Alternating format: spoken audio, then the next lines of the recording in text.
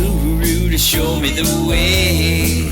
Send me a guru every day. Get me back on track when I go astray. Enlighten me with your wisdom today. It might get weird, but that's alright. We're all just gurus helping each other through the night. Right here on Everyday Gurus. Everyday Gurus. Wake up, don't hit the snooze. You might miss Everyday Gurus. Hello and welcome to Everyday Gurus podcast. I'm your host, Mitchell Ray. Joining me is my co-host, Patrick Ecstatic Christner. He's ecstatic to be here. I'm just Mitch, that brain cancer guy who kind of refuses to die. So that's us. Joining us today is a very special guest, and I'm really excited to have him on. I do have to look down because I have to read his credentials because it's a paragraph. He is an author, a retired assistant dean of the College of Fine Arts at Illinois State University. While he was at Illinois State University, he was also a professor in arts management, theater photography, computer graphic design, and entrepreneurship. He's been he was the founder of Living Canvas, musician as well, drug policy reform advocate. I put that in there myself. I'm sorry, that's not on your bio. I added that. You have a MFA in Performing Arts Management from Brooklyn College, a theater degree from Cornell. I assume that's your undergraduate degree. And as just a little kind of tidbit, in case all of the arts wasn't enough, you do like to tell stories. And I love how you'll drop that at the very end of your bio. You know, I do all of this cool art stuff, but in case it wasn't clear, I do love to tell stories. But one of the most beautiful qualities of being human, our ability to tell stories. Absolutely. He's a good friend and professor, mentor, Pete Guither. Thank you so much for being on the show, Pete. Thanks for inviting me. It's great to be part of this. Yeah, it's been a few years actually since we last got to chat. So you guys had a student-teacher relationship? Sort of. The best way for those who aren't familiar with the Illinois State University School of Theater and Dance, we kind of were our own community. We have a beautiful quad at Illinois State University, and we were this fine arts building kind of shoved into the corner where we had our own little pocket of space. And so we all kind of hung out together, and Pete still was when I was down there last, an ever hanging presence, as he goes into in his book. And this is a shameless plug. As Pete goes into in his book, Improbable Anecdotes, surprisingly true nuggets from the life and adventures of Pete Guither. And I gotta tell you, they are surprising. And I can promise you, at least the ones that I remember are definitely true. But yeah, I agree with you that the department, the School of Theater and Dance, was more of a community than I don't think of it so much as a student-teacher relationship, but more of a community kind of sense. 27 and a half years there. So, yeah.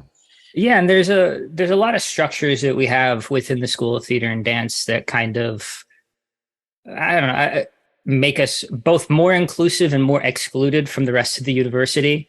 True.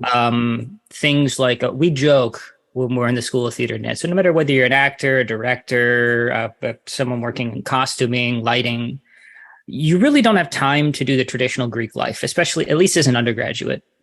And so the School of Theater and Dance, at least when I was there, had their own kind of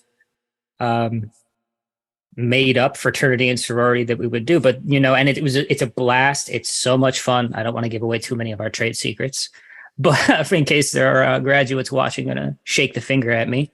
But, you know, it's one of those things that brings the department, not just the theater department, but the dance department and the other arts departments together in a way that we know we can't do a lot of these traditional things. So we're going to kind of make it our own and make our own kind of thing going on.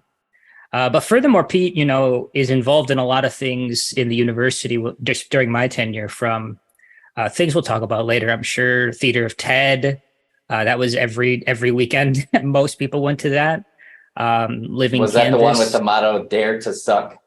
Yes. That's right. Why don't we start there? Okay, sure. So, for those of you who don't know, Theater of Ted is more or less an open mic night. It happened Saturday nights at midnight. Is it still Saturday nights at midnight, Pete? It's now Saturday nights at 10 p.m. 10 p.m. They Okay. ran into issues during the pandemic with keeping the buildings open late and started needing to have an earlier time. That makes sense. Mhm. Well, so now Saturday nights at 10 p.m., where it's an open mic night, and people get to go up there on stage and do whatever they want, and there are people who go up there and, do something as simple as pull out a piece of paper and read that piece of paper because that's something that's maybe challenging to them or something that they wanted to do. And people who, Pete goes into the book, does jumping jacks naked just to show that you can do anything. And this is an environment and a space where you're going to be supported and you can dare to suck. And one of the interesting things I learned, Pete, was Brendan Hunt came to you with the idea to start that. That's and right. I didn't know that. Back in 1990, Brendan Hunt, who you may know as Coach Beard from Ted Lasso, came to me with some of his friends and said, we want to have a place where we can take risks, where we can do performances without being graded or judged by the faculty so that we can try stuff. And maybe it'll be terrible, but we don't know until we try it. And so we figure if we do it Saturday nights at midnight, maybe the faculty won't come, but maybe you will and be our advisor. So that's how that got started. And now, if you're doing jumping jacks naked on stage, are you still picturing the audience naked, or at that point do you have enough courage to let it flow? Yeah, I think you've gone past that moment. Yes. Yeah, I mean, I from personal experience, I can tell you that it was the first time I got up to try and do stand-up, right? Was in front of Theater of Ted, and I'm not going to lie, most of the time, especially being in college, you've had a few drinks or maybe more than a few drinks, and that the liquid courage definitely helps, although it's not allowed technically, right? It's one of those things that, the environment and the space, and people get up and cheer it. And you have regulars that aren't even student body, people who are in the student body. You have people from the town who come who are regulars. Oh gosh, I'm getting the guy's name. His name Ron? Tux guy. Ron Sweeney, Tux guy. Ron Sweeney, Tux. Yeah, he used to. Does he still go every week? Do you know? He still goes. He's awesome. He comes every week in a tuxedo, and every week he does something new. And when I first showed up, it was introduced to him as Tux guy. And as I showed up more, it builds that community. So yeah, it really did. It did give people a chance to try stuff, and they wouldn't necessarily, people who wouldn't necessarily even have a chance to maybe get cast in a main stage or anything else, but they wanted to be able to perform. And one of the things I always kind of enjoyed was that every now and then the campus police would stop by, as we were going on, and I'd check with them to make sure everything was okay. And they'd say, "Oh yeah, we have no idea what kind of weird art you're doing in there. But we're just glad you're doing it, because compared to what we're dealing with on Saturday nights at midnight, we're happy there's a place for people to go and do this." Absolutely. I remember especially like the ground staff all knew, because during the winter, a lot of times there would be people who were homeless who would find their way into different buildings within the campus. And so, I remember walking by and, people would be like, "Where are you headed to?" I'm like, "Oh, I'm going to Ted." And everyone knew. Like, it didn't matter. It was one of those things like, "Where are you going, Ted?" "Oh, okay. Yeah. Okay. Go ahead. go about your business." It's like the password. So that's how it started. Did it evolve at all over the years of you watching it? And how did it evolve? It definitely evolved, as pretty much every generation would have its own approach to things. I had to kind of remember, as being faculty advisor for 25 years. I mean, I'm not faculty advisor anymore, but I still keep up with what they're doing. I had to be careful not to go, "Oh, wait, no, that's not how it's done." it's done this way, because it had to belong to the current group of students and what they wanted to do. Yeah, that was a little different feel than now, where anybody might have a cell phone that might take a picture of it. So that changes what you might be willing to do, in that situation. So they've just shifted to adapt to that. It hasn't stopped them from daring to suck. It's just that they may take a little different approach to it. And so some of those things have changed because technology has changed, because people have changed. Though over that long a period of time, it's gone through, it's just sort of natural evolutions.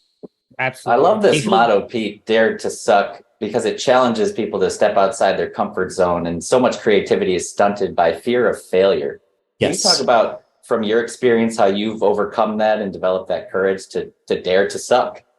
Yeah, I think I really, really took that seriously. I loved that as a catchphrase, because it isn't try to suck, but it's dare to take that risk, knowing that you may fail, and I have tried to do that in my photography, in my performance art, even in my work with drug policy reform. Just going, okay, if I don't take this risk, and I'm getting off topic here, but since you asked that, one of my favorite little things I have is this little bell that I got from speaking at Kiwanis Club. And I got that. My dad in Quincy, Illinois, belonged to the Golden K Kiwanis Club, which is the over 60 members of the business community in a very rural, conservative community of Quincy, Illinois. Okay. And he got me invited to come and speak as the guest speaker. And the topic of my speech was, we should legalize all drugs. Wow. And that was the most terrified I've ever been in a situation. But I decided I needed to do that. I couldn't just talk to the people who agreed to me. I had to take that risk and see if I could reach some people. And the great thing was that I got a lot of, well, I'm not sure I agree with everything you said, but you sure got me thinking about stuff. So, and I would hear that from some of those folks even 3 or 4 years later. So that to me, and so it doesn't matter what part of my life that I was using it, but the idea of taking those risks and not worrying about it, not worrying about it, and just going, I want to do this. So that's a really important thing. So thanks for bringing that up, because I think that dare to suck motto really is important. Absolutely. So you kind of just took the just do it, like Nike type approach, and just dove right in. Yeah. I'm just not quite the athlete. You are these days. I heard you're walking great. I'm sorry. For those who don't know, Pete talks about it in his book as well. Pete had a really great, or unfortunate, I should say, bike accident. And so the last few times I've had the privilege of seeing him, he's had a walking assistant. So actually, I think last time you didn't, and I was really happy I saw you as well. So actually, are you back to biking yet? Well, I have a recumbent bike. So it's 3-wheel. I got my legs in front of me, so it's not quite as much of a bend of the knee as a regular bike. But I was just out on the North Branch Trail here near Skokie this week, doing 10 miles at a time, which is pretty good for me. So I'm pretty happy with that. I remember, one of my favorite things was seeing your, like, I was Twitter posts or Facebook posts or something of you biking to Maggie's and then getting a Guinness at Maggie's and then sitting outside. Maggie's is a local bar in the town. It's an Irish bar, so they have Guinness. That was one of my favorite exercises, was biking to the Irish pub and having a Guinness, and then biking back. As it should be. But when it was a biking accident, actually, and I ended up with 4 operations, 2 artificial joints, 4 plates, 32 screws, and some wire in my left leg. So it ended up kind of messing things up for a bit. And it's never going to be 100%, but I'm really happy that I can get out there. I was leading walking tours in New York in June, which made me pretty happy. And I'm out doing some biking. I can't do what I could, but who can? Well, then listen, you're an athlete, then just do it. You qualify as that, considering you're probably at this point qualify as like half cyborg, right? Oh yeah, absolutely. Yeah. So, I mean, I thought you're killing it, Pete. You're killing it. So, you talk about it a little bit in your book, but I know most people probably haven't read it. I don't know how many people have read it. I hope a lot of people have read it. But what more after you talk this a little bit podcast, no about? doubt. I hope so. You talk about how your own drug experimentation, but could you please just explain everyone your stance when you say all drugs legal? Because I'm sure the first thought that pops into most people's heads are, I can go to Kmart and get some heroin then? Like, how does that work? Right. And assuming they resurrect Kmart. Yeah. And I mean, if heroin's legal on the street, I assume pigs are flying and Kmart's out there again. Bring Toys R Us back while we're at it. I think it's probably good to go through how I got there a little bit. And part of it was that I knew from my years going back to college days that there was something wrong with our laws, particularly when it came to marijuana. They just didn't make sense. And I would occasionally write a letter to the local paper because I wanted to say something, about that. Of course, you could only write one letter every 30 days and, there was limitations and all of that kind of thing. And there was this new thing that had come out called blogging. And I thought, what the heck? Why don't I get myself a blog? Because I just needed to write stuff down. I didn't even care if people read it. I figured, okay, I've got these thoughts, about legalization, about marijuana, about all this kind of stuff. And I'll just write it down and probably nobody will read it. But at least maybe 3 or 4 times a week, I'll post something and it'll be on this blog. And that was great. And after a very short period of time, I discovered people were reading it. And in fact, started to get a lot of people reading it and commenting and getting involved and everything else. And I'm suddenly realizing that I'm posting 6, 7, 8 times a week and not just the 2 or 3 times that I was. And then I got really kind of scared because people were coming to this site for information. I'm going, I got to know what I'm talking about. And that forced me to really get into research. So wait. I apologize to interrupt you, but people were listening to you in droves, and you had no idea what you were talking about. No, I was just passionate.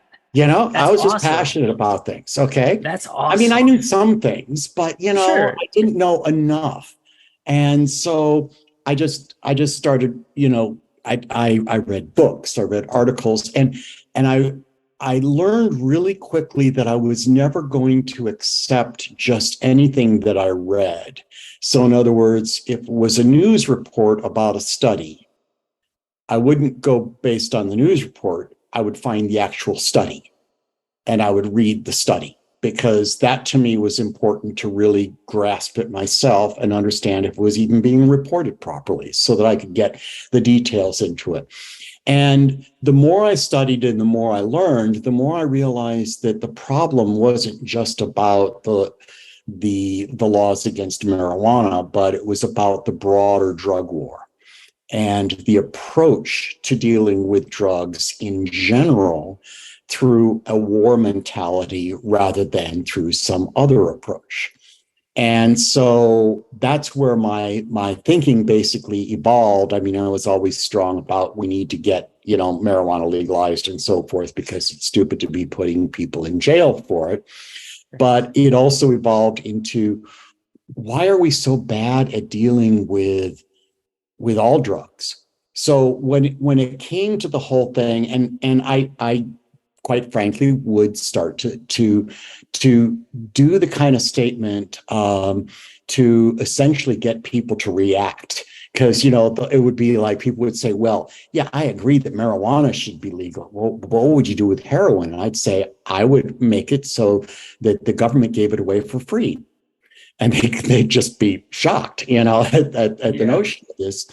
But it would open up the door for me to explain how and each drug has its own particular thing. And I wasn't talking about having heroin in shrink wrap packages at the checkout counter at 7-Eleven for people to get along with their mints, but rather that there were actual places where they had discovered that with people using heroin, if they had a clinic set up that would dispense proper, clean heroin that wasn't tainted with fentanyl or anything else, with the proper dose that was supervised, they could actually get people into a position where they could function perfectly well. They could take care of themselves. They could get a job. They could work. They could get an apartment. They could get their lives together and everything else that way, because they weren't trying to get a fix. They weren't worrying about whether it was going to be good, whether it was going to be an overdose, whether it was going to be tainted or anything else like that. They could start getting their lives together. And then when they were ready, with some counseling and some help and so forth at these centers, they could get off of it. They could get away from their addiction when their life was in a good place. Whereas in the drug war, what we do is we say, okay, you're in an addiction which is affecting you greatly. So what we're going to do is arrest you, take away your possessions, take away access to your kids, and now say, quit. Because your life is going so well right now that it's going to be really easy for you to quit, right? Yeah. It's the absolute worst way of dealing with drug addiction. And so I really started realizing it's that whole drug war mentality to drugs that was the problem that we are facing. And kind of like what we resist persists. What we resist persists. Exactly. And for so many years, it was simply a matter of there was no counter argument to the drug war.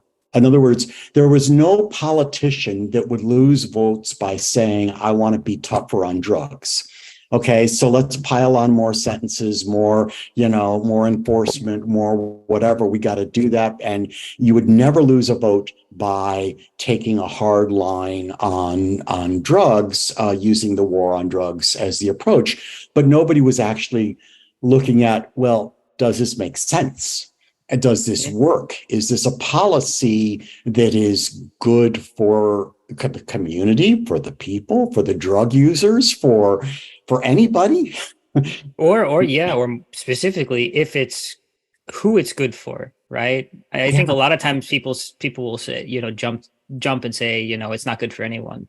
But I think with a lot of this, we look at our first guest we had on was named Jesse Crossan, and he has spent 19 years inside of a prison, and the reason he was incarcerated stems from a violence involving drugs from someone probably chasing that fix, like we're talking about, right?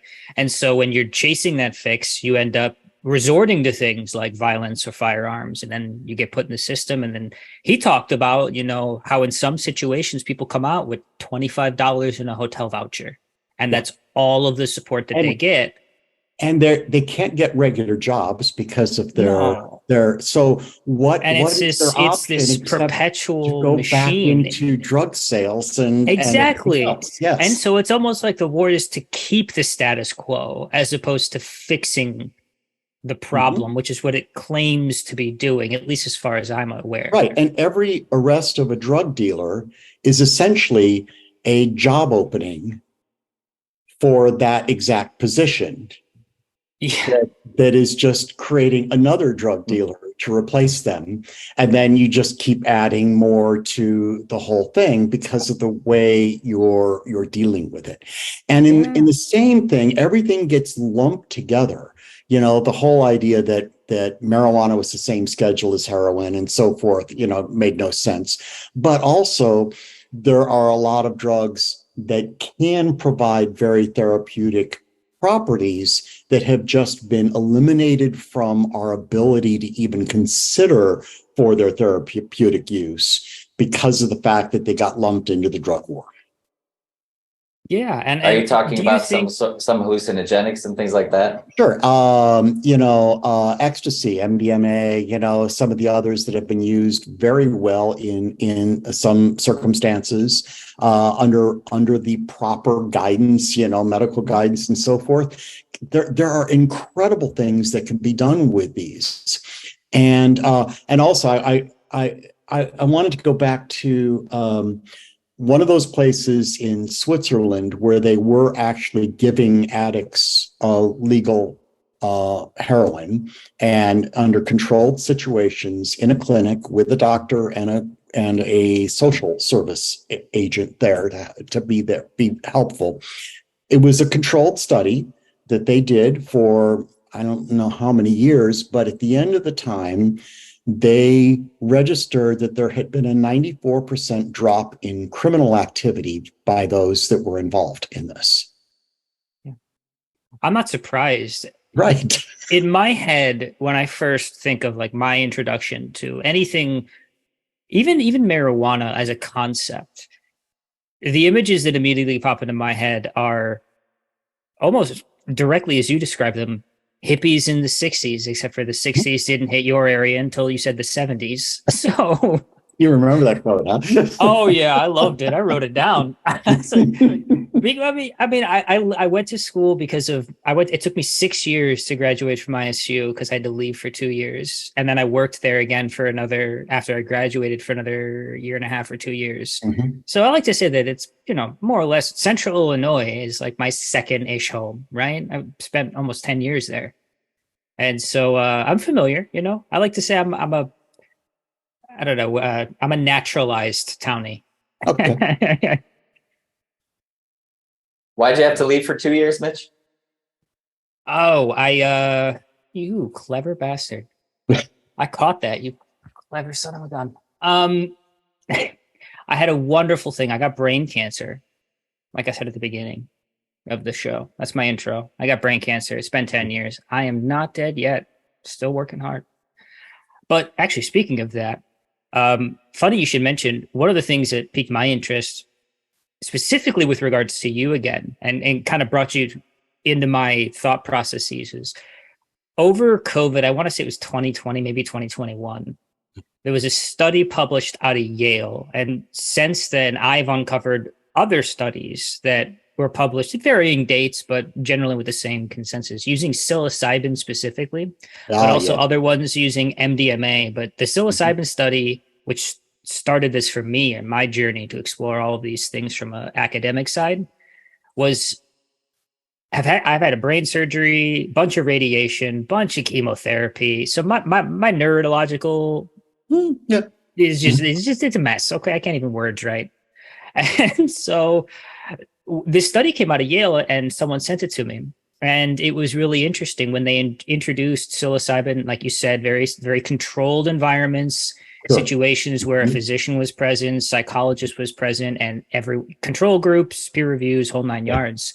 They were able to successfully treat treatment-resistant depression with up to a 70% efficiency rating in clinical trials in humans with psilocybin. And MDMA has better results for other types of things, other types of mental ailment.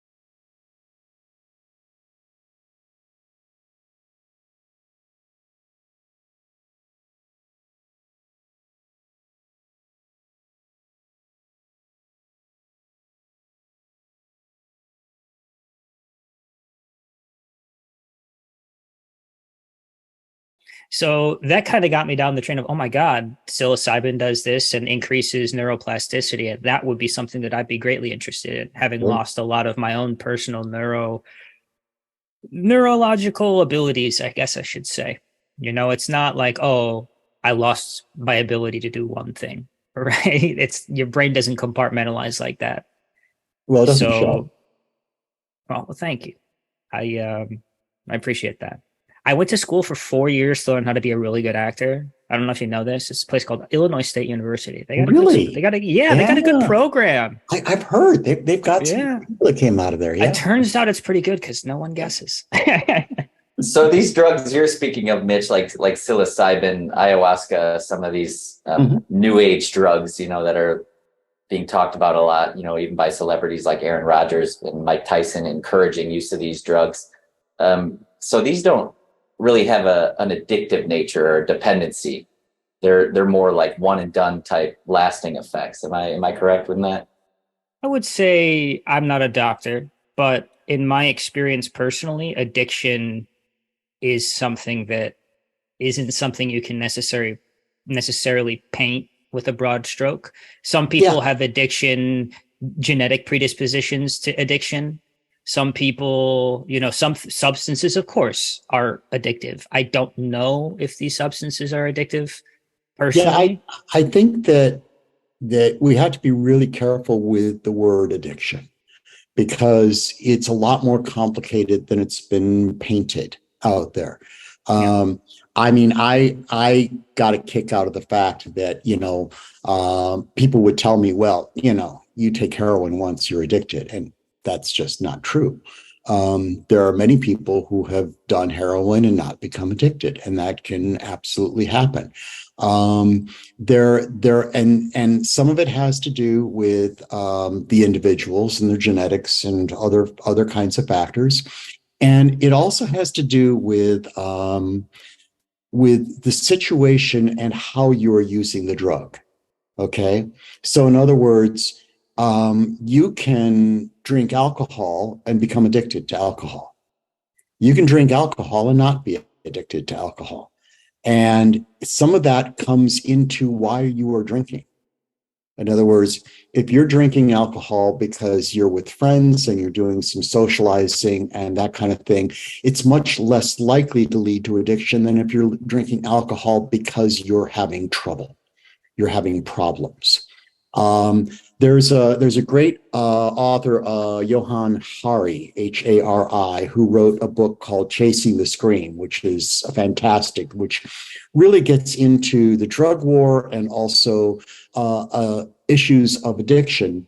And he has this great quote that the opposite of addiction is not sobriety, it's connection. Beautiful. And it's the notion that if we can provide more opportunities for people to be connected, that's going to do more to solve addiction issues than forcing them to stop, to be sober, to the sobriety approach to dealing with addiction, that connection is better. And it even goes back to, there's this old thing, I don't know if you've heard of the Rat Park study.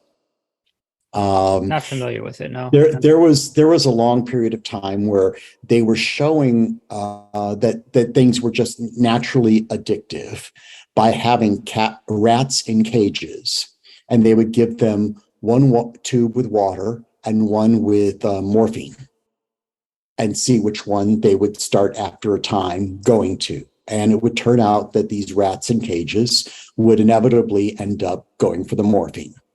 And this one guy, Bruce Alexander, got this bright idea of going, well, a rat in a cage, it's not a really comfortable position to be in, that's not a very good life. Maybe there's another reason that this rat is turning to morphine. So he created what he called a rat park, which was this like huge area where there were like dozens of rats that places to play, places to hide, little burrows. They could have sex. Was this the Rat Utopia experiment? It's called Rat Park. Yes. Okay. I The think idea that, is, yeah, okay. and then they did the same thing, and the rats didn't go for the morphine Go figure. because they didn't need it. This is a great point that you bring up, that most of our addictions are just what we're really trying to fulfill is connection. And I feel like that's our natural state, is to be connected. We're social creatures. How do you think we strayed so far away from this to this fearful ego that just wants to be alone and give into these addictions? I don't have the answer to that. I think people are afraid of themselves. Yeah. Yeah. I mean, there are a lot of things that have probably made connection more difficult, and that has led to but there's always people who have had trouble connecting, and there's always been addictions, so that has always been a case there. But I think this does tell us that that we need to take a different approach to how we deal with drugs. Number one, so that we can take advantage of the positive properties of them. Yeah. And number two, so that those people who are having problems with them, we're not making them worse, but instead can actually solve those problems in a more effective way. Absolutely. Do you think any of the views on, like, because a lot of these drugs, I know, Patrick, you said that you made a comment about something like new age drugs. A lot of these drugs are far from new age. They've been used in shamanism or indigenous cultures, aboriginal cultures forever. And Good furthermore, things like magic mushrooms, there are hundreds of species of mushrooms that produce the chemical psilocybin. And I'm willing to bet you money people around the planet have gone around, just picked up something and, a mushroom, and eaten it and not known. Right. And that's just kind of been woven into the fabric of kind of who they are. It's not a chemical that you produce, or same thing with marijuana. Right. Right. But I guess my question for you, Pete, is, do you think a lot of our view on this has anything to do, or stems from, I guess, the 60s and 70s and that the Vietnam War? And what I mean by that is, when I learn about that era, you learn a lot about this counterculture revolution that was taking place, centered in Berkeley in the 60s, and then moved later. But when you look at the other side, the conservative side of that argument of what was going on during those 2 decades, it seems like, a lot of the liberals at the time, and the anti-war and the pro, were painted in such a way like, these aren't just anti-war people, they're drug people. And because they're drug people, now we have to vilify drugs. And we're not vilifying drugs for drugs' sake. We're vilifying drugs so we can vilify, overgeneralization, but the hippies. No, so we can stop the movement on the war. Is that accurate? You're exactly right. In fact, there is an exact quote, I don't have this handy, of who it was that was talking with President Nixon. And basically the gist of the quote is, we can't arrest people for being Black, and we can't arrest people for being flower children. But if we ramp up the drug war, we can arrest them for that. And that became part of the push of going after drugs through the drug war process, was essentially because it allowed them to go after people who they didn't like politically. And that definitely helped ramp that up at that point in those early 70s period. Do you think any of that's propagated to today? Because when I think about how I was first introduced to drugs, it was like, don't do drugs, kids. And they would show you pictures of, Woodstock, and this is an awful time. Looking back, I'm like, Woodstock looks like a lot of fun. People look like they had a grand old time there. Why are people using this? It ramped up so big for such a long time that it became part of the national consciousness that the drug war is the way to go and drugs are bad. Okay. So I love the South Park reference. That was the best South Park reference. Drugs are bad. Mr. Maggie. And so so that was just built into society. And I would find that everywhere I went. You know, my dad was a minister, and there in the back of the church would be these propaganda pamphlets about marijuana and stuff. And I'd have to tell my dad, you know, hey, this stuff isn't true. And in the early years of doing my blog, and Drug War Rant was the longest running single issue blog on drug policy in the world. In the early years of that, we started realizing, particularly when, you know, we lost stupid cases in the Supreme Court, that the Supreme Court clearly was not going to support anything going on, and that no political leader was going to support legalization of marijuana in any way. That the only way it was going to happen is if we get the people to lead and get the politicians to follow.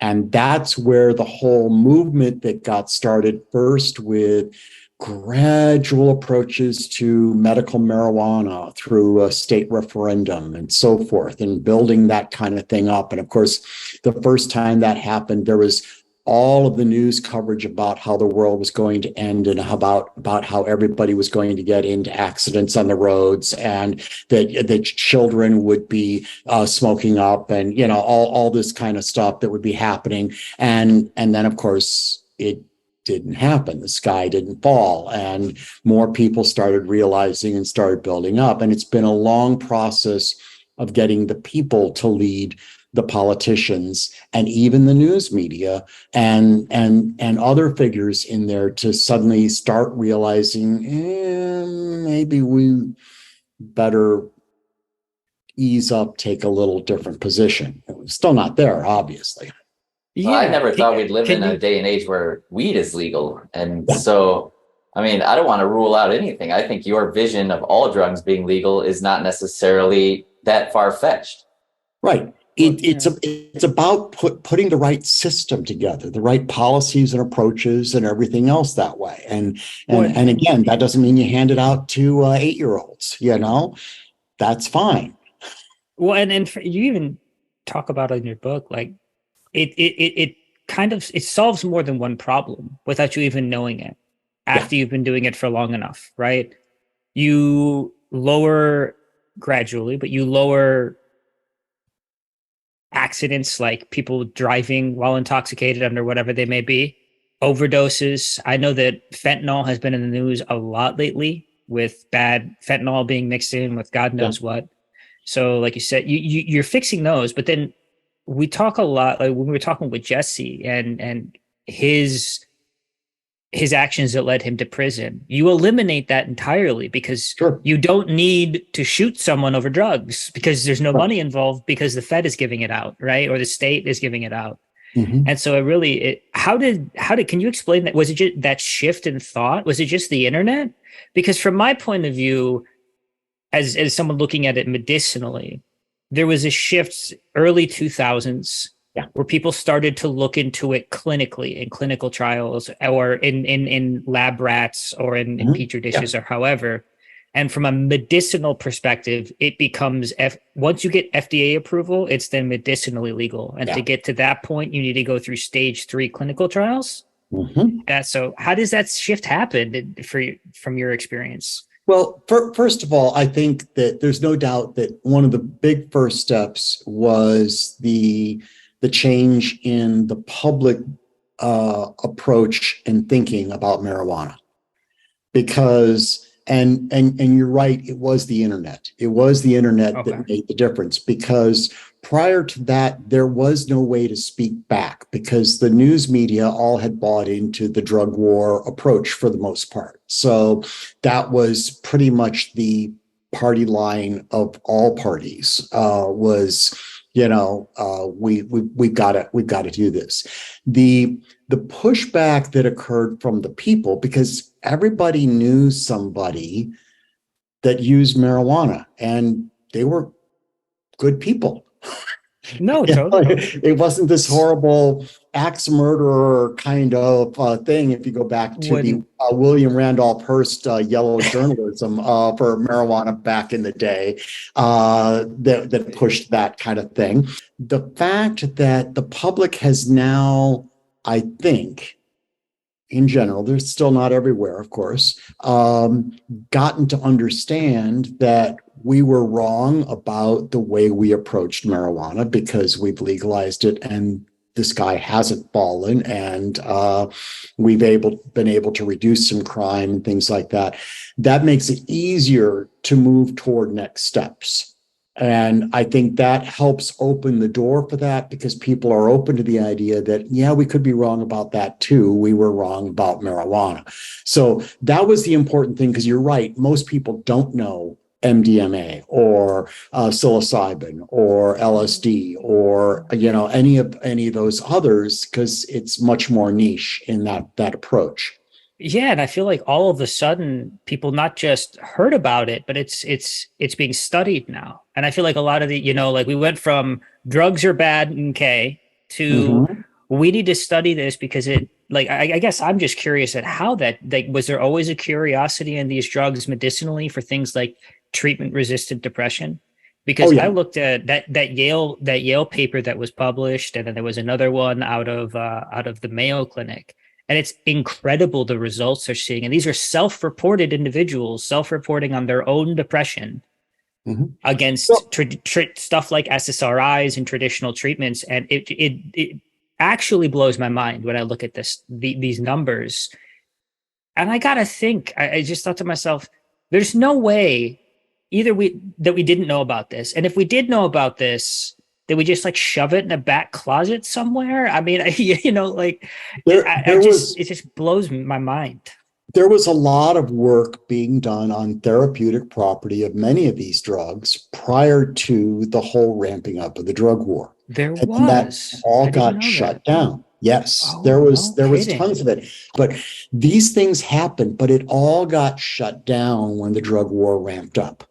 And so a lot of the potential for this now, and of course, it wasn't just the politicians, it wasn't the Nixons and just the Nixons and everybody else involved, but you got to say there was a little bit of a additional push from the pharmaceutical companies because they've got their own profitable business that they don't want to have interrupted with the potential for some of these more natural kinds of things that are harder to, not LSD, but, some of these others that are harder to, illegal drug dealers. Yeah. They want to keep their guy. Yes. Yeah. There was I'm understanding the argument, if I could just summarize all these plethora of benefits potentially of all drugs being legal. So we have happier people, we have less crime, and we have a less crowded prison system. Yeah. Anything else I'm leaving out? Oh, yeah, geez. More potential medical benefits. So that's part of that. I can speak to that personally too, because one of the biggest roadblocks to getting people like me or people who have any sort of other neurological damage, spinal work is huge, because these are all involved with neural connectivity, right? And specifically dendral spines, but I don't want to get too wordy. So it's really, really promising. But one of the things stopping a lot of legitimate science labs or papers is the legality of it and how expensive it is to perform any sort of test on any illegal drug. Like, you can imagine the loopholes you might have to go through as a company trying to put out a new drug, right? Look at the COVID vaccine. How many loopholes and tests and clinical trials, even with the fast-tracked version, did they have to do, right? And then you look at something that's a Schedule 1 illegal substance federally and probably in most states, and I can only imagine the additional loopholes you have to go through just to get approval to test, like to run your experiment. And so, Let's talk about one of the things I admire about you, Pete. And another reason I feel like people are addicted to substances is what they're lacking is fulfillment. And something I really admire about your journey, Pete, is you seem like such a fulfilled man who really, dared to suck and went for your dreams, and you really don't have much to regret. And I wanted to ask you if you're familiar with this Japanese concept of ikigai. I've heard of it. I'm not sure that I know it. Yeah, so it's basically four realms of fulfillment when you're doing what you love. So you love it, you're great at it, the world needs it, it's good for the world, and you're paid for it. And I feel like that's kind of what you're living, that vision of ikigai. And I think it's a beautiful thing. That can you tell me about how you like really have a fulfilled life and have really lived your dream? And do you have any regrets? No, I don't have any regrets at all. I have, and I'm very much aware that I've had some fantastic opportunities, that I have privileges, and this is really important. And I think part of it is that I've said yes a lot, and I've been willing. For those of you listening, that's another theater reference. Yes, and yes and. I've said I gotta yes point out. I gotta point out the theater references. A lot of people can be like, "What is he talking about?" That's good. And I think I've tried to always get involved fully into whatever it was that I was doing.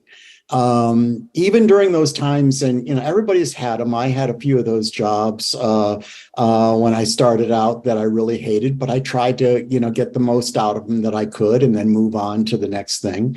I think probably the first big yes that way was senior year in college, when I left to go out on the road as a lounge musician, and traveled around and got to have that experience. And you're a pianist, correct?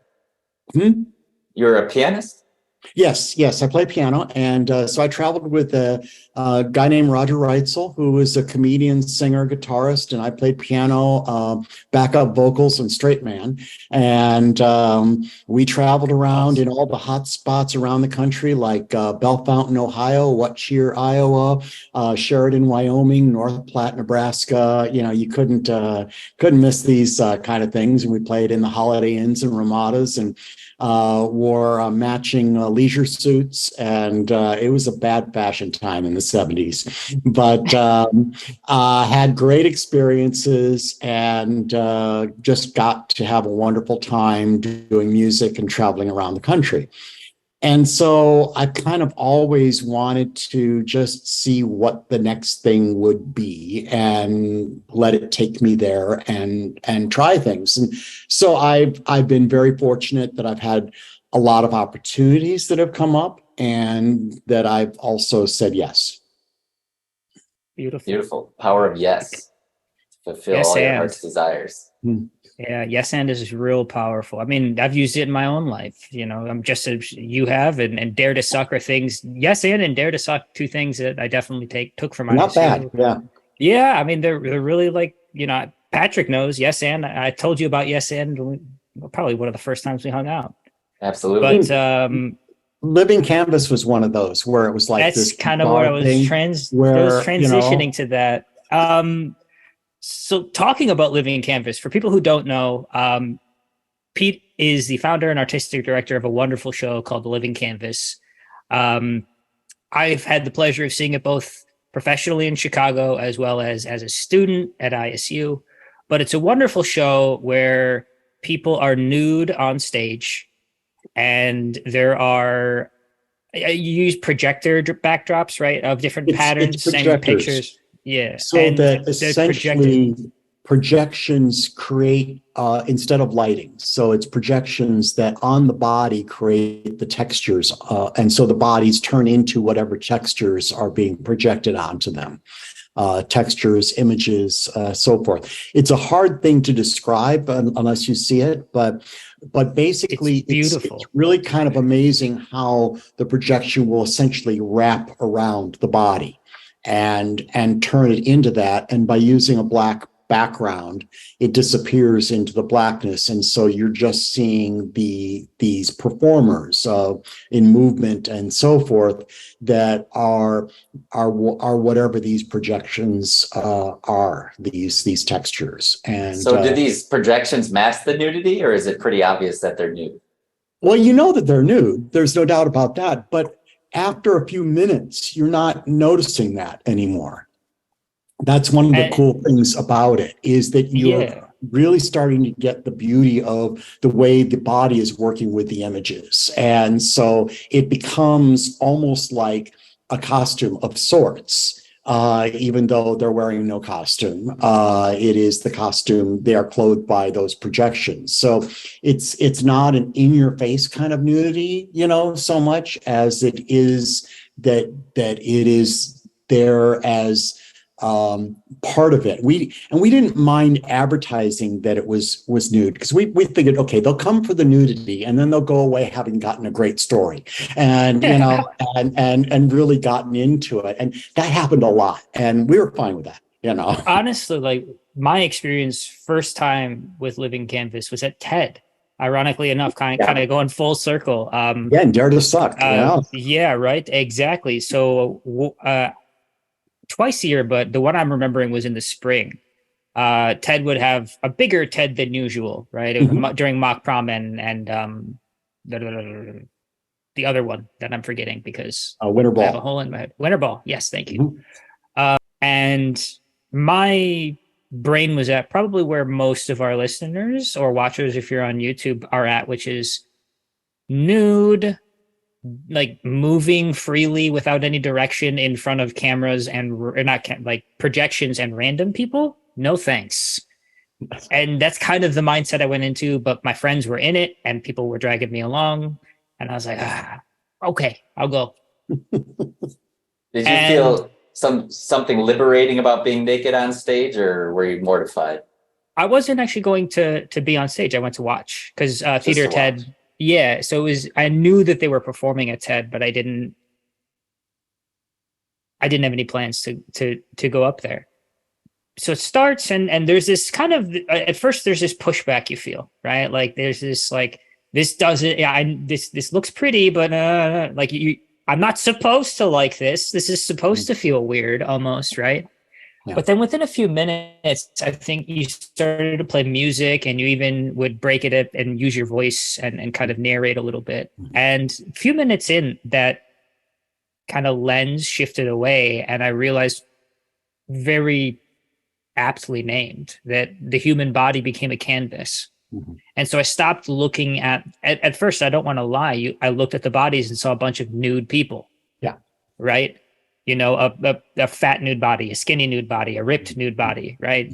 A male nude body, a female nude body, whatever. I just saw a bunch of tits and dicks. I'm sorry to be blunt, but that's, when you first look at it.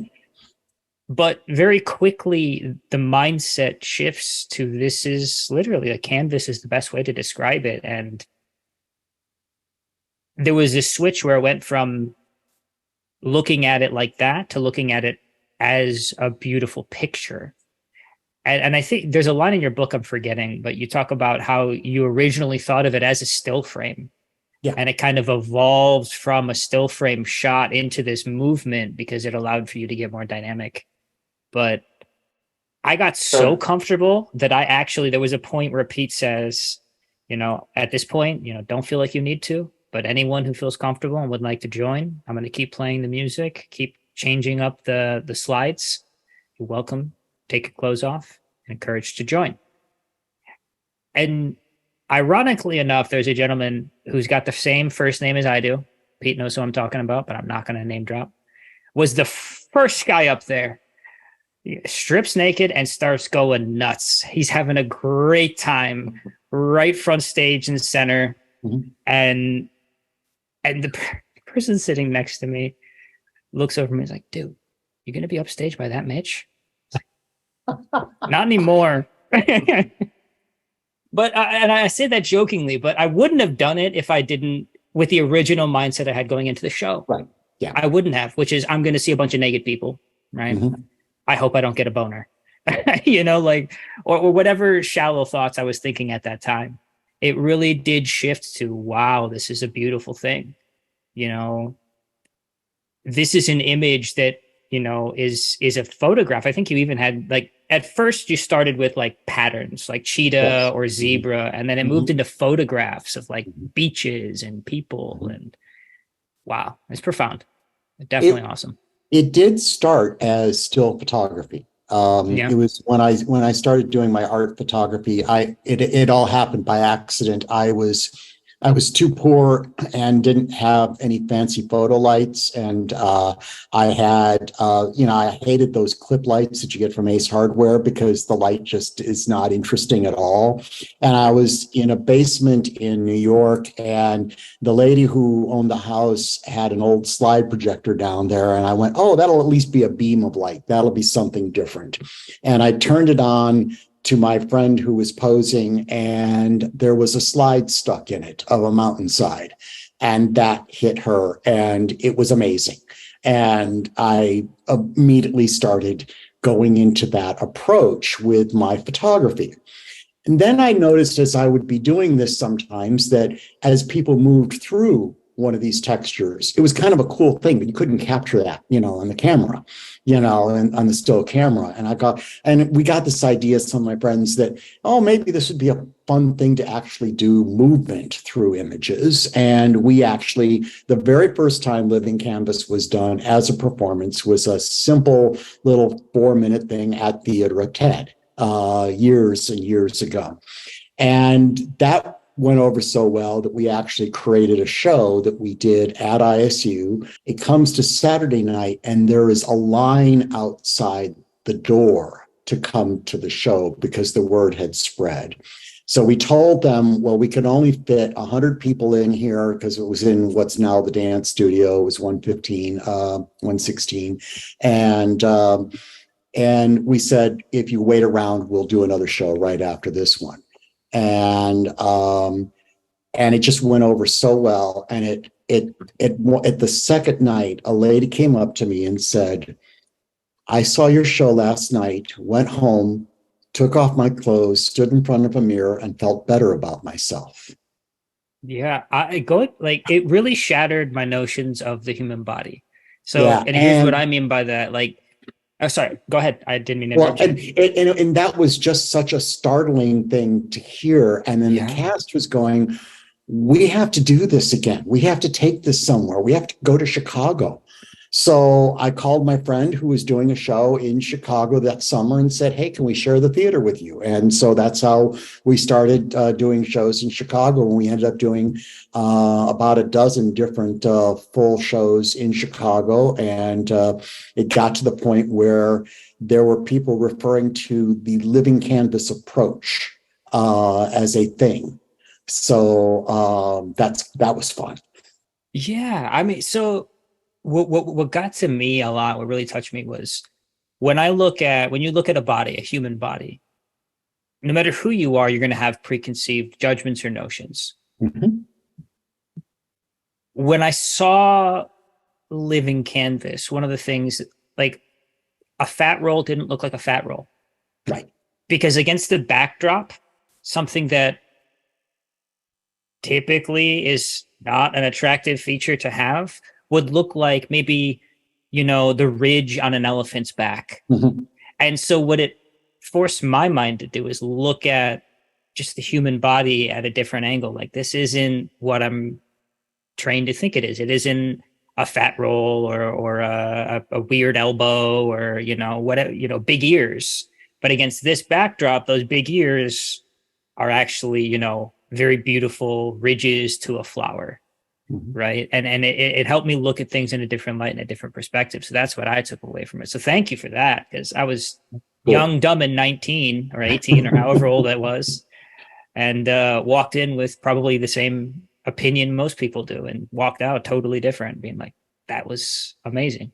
So that's the healing power of art right there. Yeah, it really does. And that's been a real passion and something that has meant a lot to me to have been involved in and to have. So it was jarring for me to have people like volunteering for that experience, but that just speaks volumes to the kind of character Pete is. and the welcoming environment that he provided for these actors and these creators to make that happen. It was also something that was very important to me because I couldn't handle the creepy factor.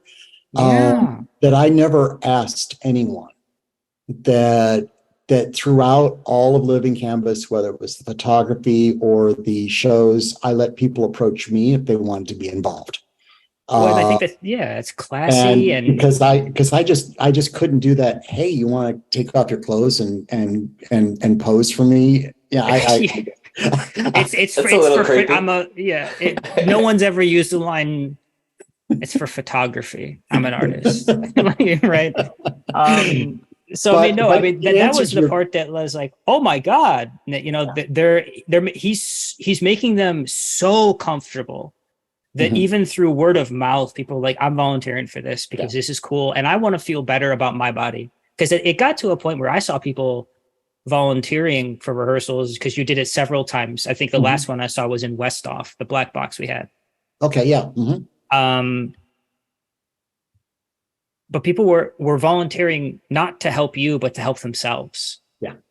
To help their own self-image, to help their own confidence in ways that they hadn't been able to, and how much it did help them.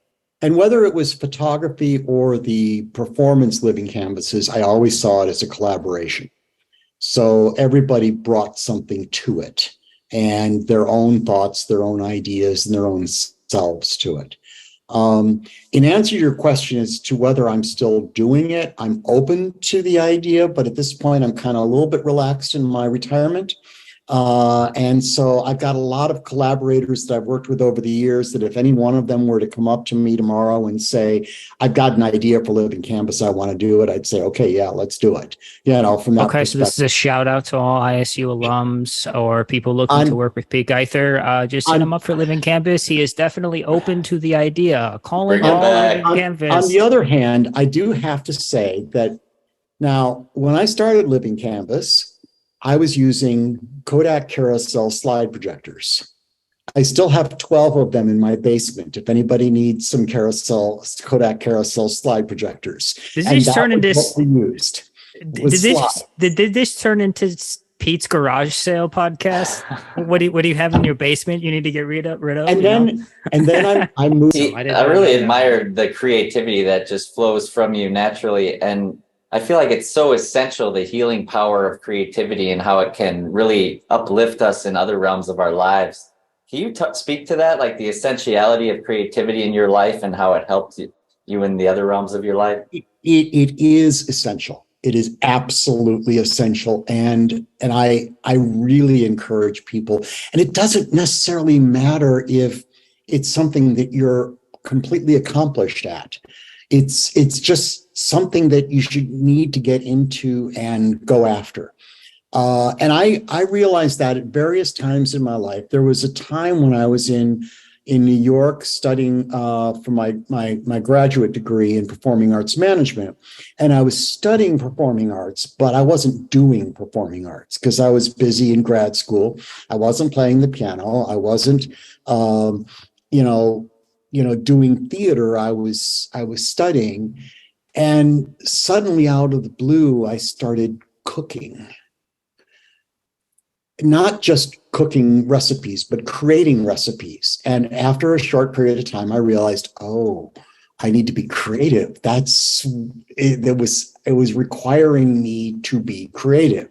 And then my roommate moved out and owed a huge phone bill and couldn't afford to pay it. So he gave me his camera. And that's when I started photography. So I've just known that I've always had to be involved in creation, in creativity, in one way or another, in something in what I'm doing. And that's so important to my enjoyment of life. Absolutely. I've had a similar experience. And what would you say, Pete, to somebody who says, I'm not creative, who's just kind of stuck in the day-to-day robotic type mindset? You just have to find the thing that you can be creative about. And even if it's just being creative for yourself, it doesn't have to be in front of an audience of thousands, and I know I have advantages, the fact that got opportunities to take piano lessons when I was a kid and so forth, and be able to do that. But even just, there are the times when I just want to sit down with the piano at home and just play for myself. And that's part of it. So find whatever it is that you're passionate about and do something with it. Absolutely. And thank you for that. And I feel like a lot of people get tripped up in results oriented thinking. They just want the results. They want the fame. They want the fortune. And we forget about immersing in the process and feeling the joy of the process. And that's where the happiness. Yeah. You have to do it for yourself. Mm-hmm. And then as long as you say yes, then maybe it'll end up being for other people too. Well, and what I've found personally is that, we set our own definition for success. Yeah. And so what I've noticed in people who start off having a great affinity to be creative, maybe even go to school for something creative oriented, right? Is they develop a skewed sense of what success looks like. They went in going with like being successful is just having the ability to create, be an actor, be a lighting designer, be a costume maker, whatever your thing is, right?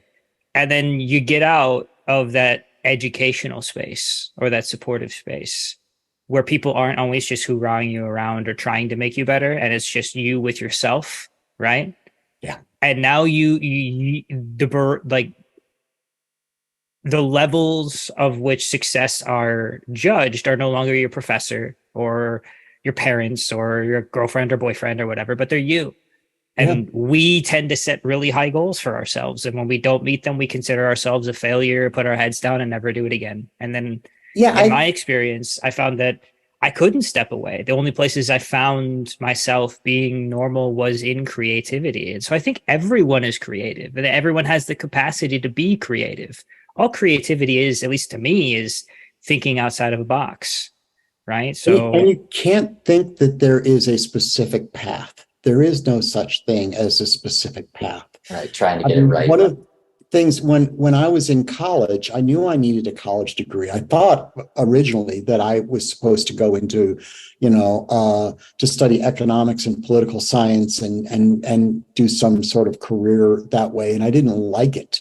And I changed my major to theater, I know full well that I will never make a living in theater, I said to myself then, but I enjoy doing this and I'll have a college degree and I'll figure out something to do with it, So that's great. And so I'm going to go and do theater because I'm passionate about it and I love it and it excites me. And I did that, and I completely left college not thinking that I would ever work a day in theater. And then, of course, I ended up, spending all theater, you don't know that at the time, so I went off and did other things, and then it ended up all feeding back. I like, there's a quote I heard, I think it was like a YouTube short. It says, lower the bar, because you are in charge of that bar. And every time you hit that bar, that's a success. The bar doesn't need to be, I'm a successful millionaire, Hollywood performer or rock star musician. The bar for success could just be, I'm creating.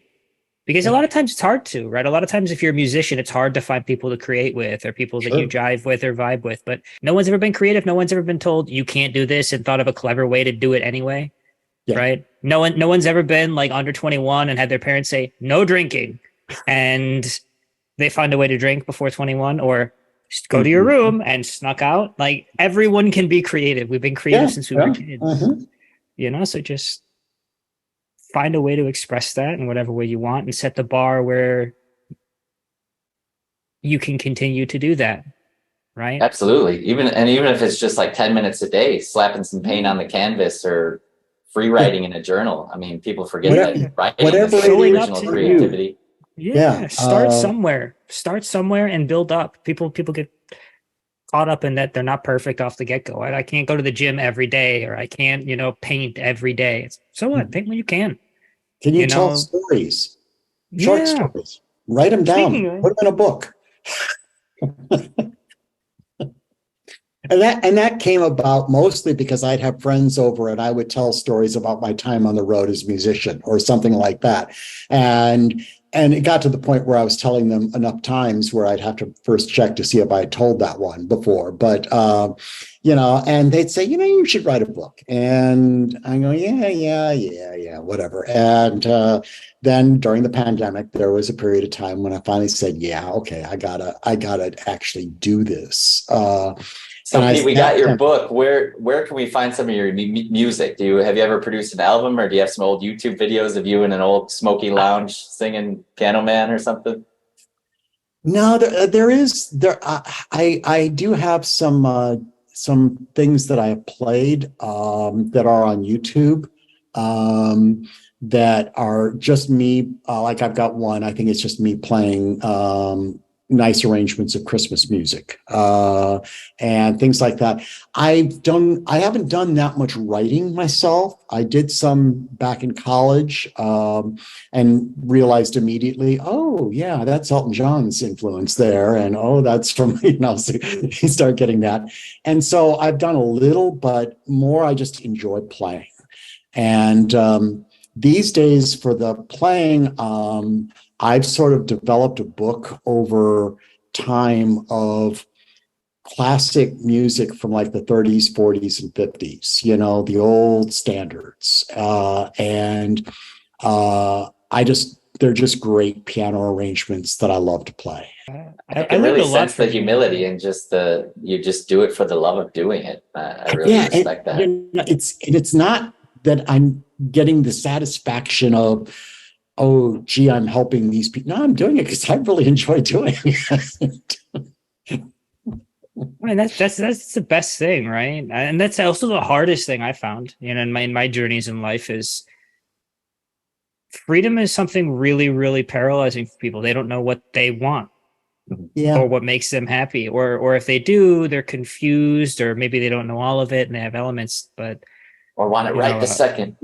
I mean, so I think that it doesn't happen that way. Yeah. No, life is. I always tell cancer patients after they're done getting their treatment that you have to be patient with yourself because healing isn't linear. You're going to take 4 steps forward and then 12 steps back, and then it's not going to make any sense. Yeah. And you're going to feel behind, and you're not.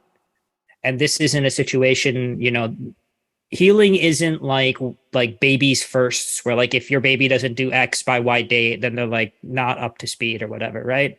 Mm-hmm. Like it's something that happens at its own pace, and I think that same can be applied there, right? Absolutely, it's a living in the moment. Can't be rushed. Like living in the moment. Exactly. People say muses and stuff all the time, right? The Greeks, the muses. I think it's just allowing yourself to be present for that. And I think, Pete, you exemplify all of that, right? The yes and mentality, and honestly, and listening what you're to doing students while you're doing it. Yeah. So I remember it's both stupid and no regrets. The benefits of immersing in the process and enjoying the process and losing track of time, losing yourself in it. It was an experience. It was an amazing experience. I would do it again, 10 out of 10. There were I noticed a lot of sleep deprivation, a lot of trouble with that, but it's such great times across the board with Foursquare. And we did eventually get that scholarship funded and fully funded.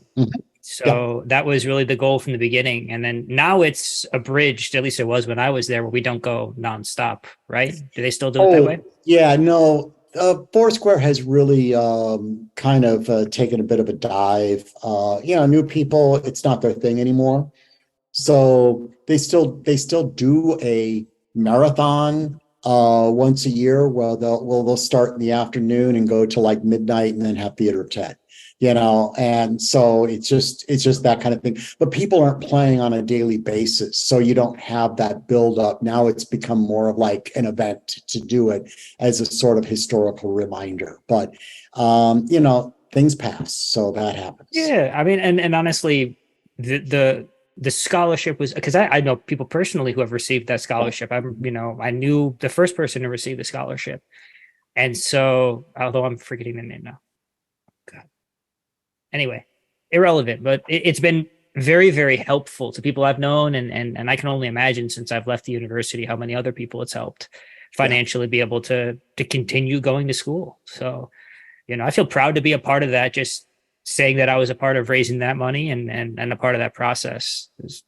By the way, there is another fund that I helped create at ISU. Tell more. It is called the Pete Guither Theatrical Experimentation Fund.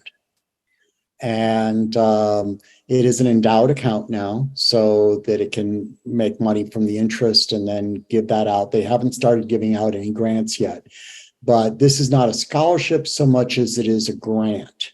So that if some students have an idea of something that they want to try, something they want to experiment, something they want to dare to suck, something they want to yes and they need some equipment, or they need to go somewhere, or they need someone to come in and teach them how to do it, there would be money for them to do that kind of thing. So that's something that's amazing.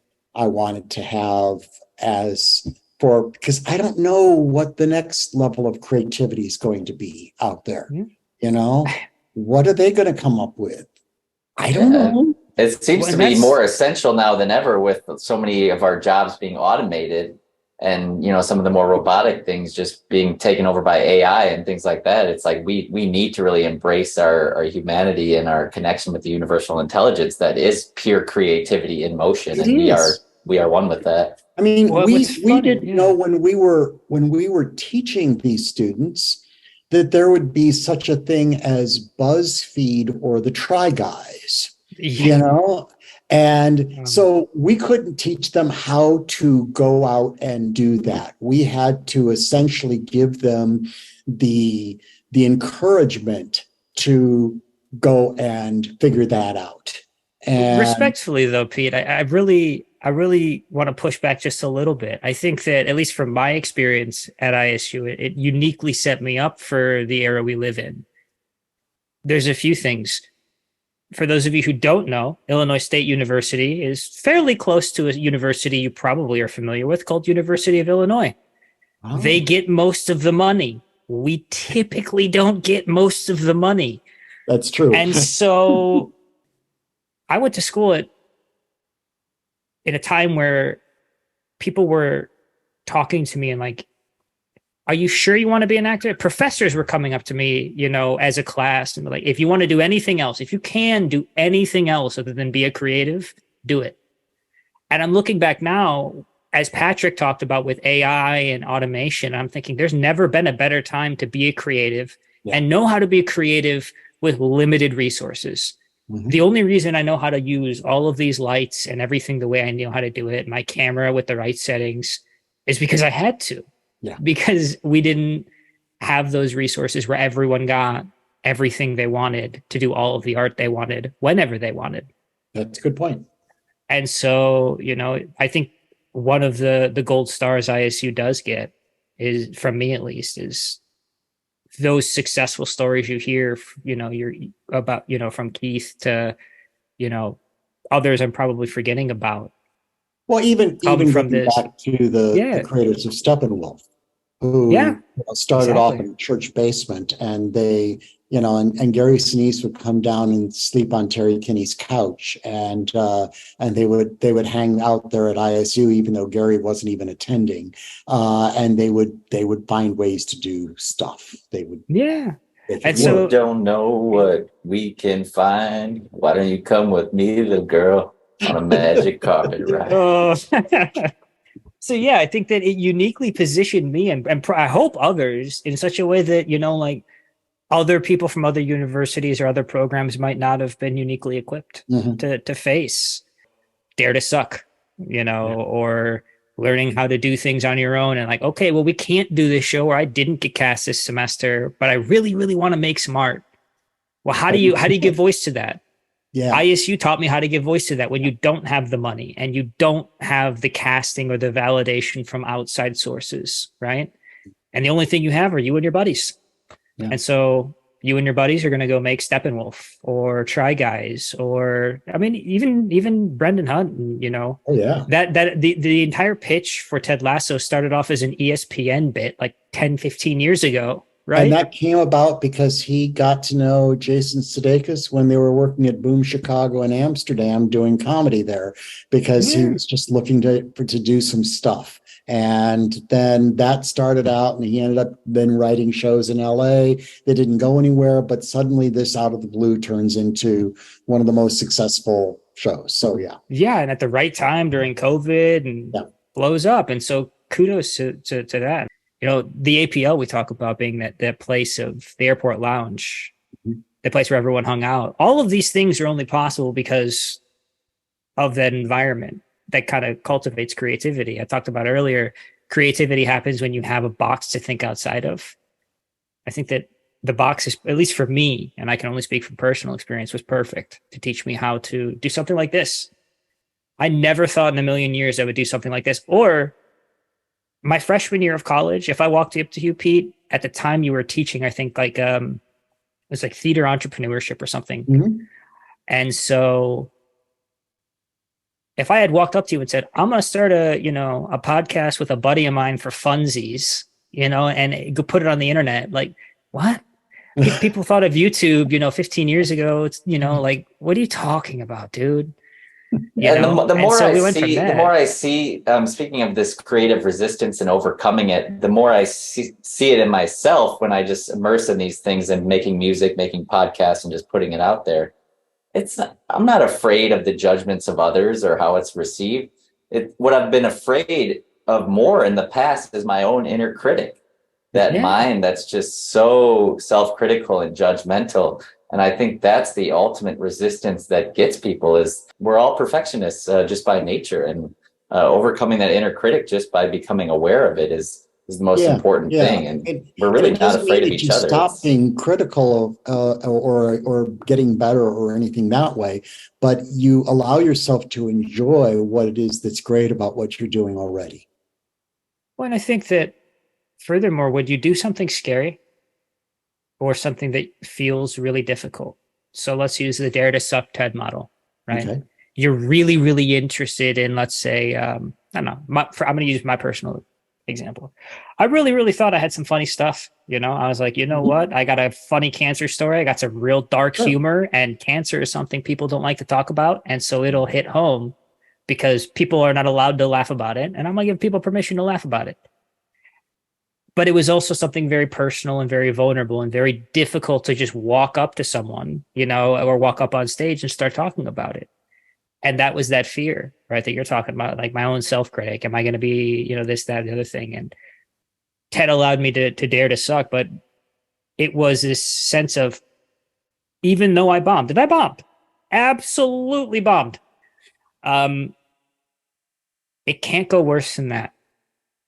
I could only go up from here type deal. Or like, if you just got done running 5 miles and then someone says, can you walk 500 feet? It feels like a breeze, right? It feels like the difficulty factor, the delta in the difficulty is so large that you can do it. You're Superman, right? Yeah. And that's where I feel I get the most benefit from stepping out of my comfort zone and doing those hard things, is it allows you that freedom, right? Of like, I've done this hard thing. So like this thing. Oh, absolutely. Yeah.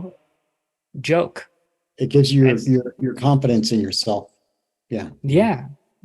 And the pain of a little embarrassment is nothing compared, I can imagine, to the pain of a lifetime of regret, because you didn't do what you wanted to do with your life, and you're on your deathbed saying, oh, I wish I had done this. I wish I had done that. I wish I had done that. And that's one thing I don't want to have. Yeah. Yeah. I've been on my deathbed. It's not fun. I don't plan on going back anytime soon. Yeah. So I'll worry about that later. Yeah. You got living it up while you can. That's all any of us can do. All we've got is this moment, whether we have cancer or some other disease or an addiction that could take our life. I mean, all we have is this moment right here. And I'm not saying that I use all my moments well. I waste some of them, and that's okay too. I think that wasteful moments are a part. It's kind of like saying, the world as I've gotten older has been like, what I've learned is that more or less I look at the world as a giant Zen parable. Everything is just the opposite, right? And it's the more you try for something, the harder it is to get, type deal, right? Right. It's seeking fulfillment or validation outside of ourselves rather than creating from that state of already being fulfilled and already being joyful in the process. We're not going to find joy anywhere outside of ourselves. It's by being joyful and creating from that joyful state that'll spread that joy. And that's what will really bring us the success that we desire. Yeah, I think it's more of a, for me, it's we try so hard to hold on to what we want or to go get what we want, when in the reality, and this is more philosophical, but the way to get something is to let go. There's a quote by, I want to say it was Alan Watts, who says, if you need more proof from this, think about it this way. We all need to breathe oxygen to live, right? Hold your breath. You can't breathe. The only way to breathe is to exhale, to literally give away the thing you're trying to get more of, right? And it seems counterintuitive when you say it like that. The best way to get more oxygen in is to exhale, to give away the oxygen you have. And so when you think about it like that, it's this sense of the harder you try to be creative, the harder you try to, sometimes that's what's pulling it away from you, you know? And so, you know, just letting things be and living in the moment, saying yes and Wei Wu Wei, to quote the Tao, doing non-doing. That's a great reference. I love the Tao.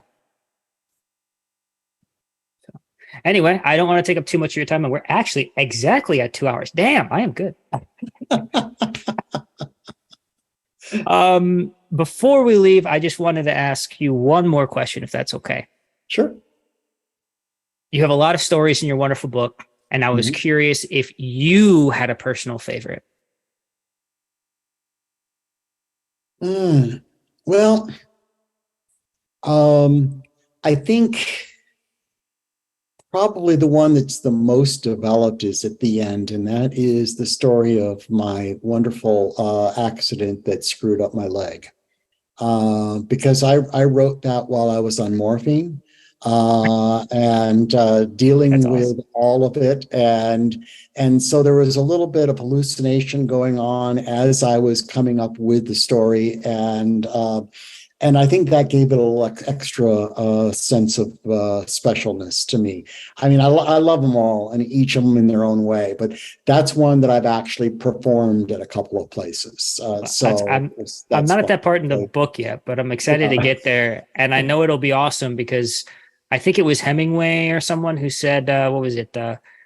Write drunk, edit sober. Yeah. That's good advice. Yes. You know, so I know Pete, you went for the morphine instead of the connection. Yes. I suppose you didn't have a choice. It was a combination. You know, but you know, I do encourage anyone, please do pick up his copy of the book. It's Improbable Anecdotes. It is on Amazon. Go pick it up. It's a great read. I wish I could tell you I was done with it, but I'm about halfway through. I'm just about at that ISU section. And so it's been awesome. Thank you so much, Pete. It's been great to talk to you again. Great to have you on. It was great. Great thing to have this chat, and I enjoyed it immensely. Well, likewise, it was amazing. Thank you for inspiring others to live artfully. You've been a great guest. We all inspire each other, so that's important. Well, thank you for endowing the university and therefore me with both Dare to Suck and Yes and, because both of those things are why you're here today. Dare to Suck was putting myself out there, you know, like we were discussing with just this in general. But the Yes and was when Patrick came to me and said, hey, you want to do something? Yeah. You know, and so it's one of those situations where it's a beautiful kind of alignment for me to have you on with both of those things, you know, both of those messages being very clear and just literally what we're doing right now. After 4 years or 6 years of university telling you, you're not going to be able to use this for a real job in the world of AI and everything else, I bet you could walk up to students these days and be like, you picked the best career, you know? Absolutely. And well, I think it's great you're doing this, and I wish you the best with it, and keep having great interviews. Thank you so much, Pete. Thank you very much. Thank you, Pete. Creativity is king. Yes. All right. Thank you, guys.